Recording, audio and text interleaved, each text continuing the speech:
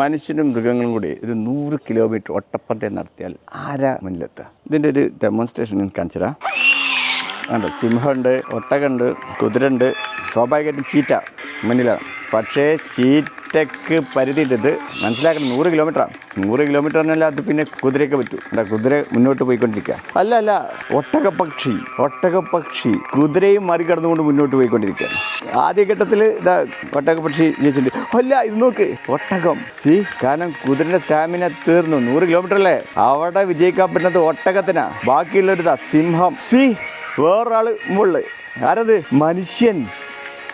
Come on, ഇപ്പൊ ആരാ മുന്നിൽ എത്തിക്കൊണ്ടിരിക്കുന്ന അറിയോ? മനുഷ്യൻ. എന്തായിരിക്കും കാരണം?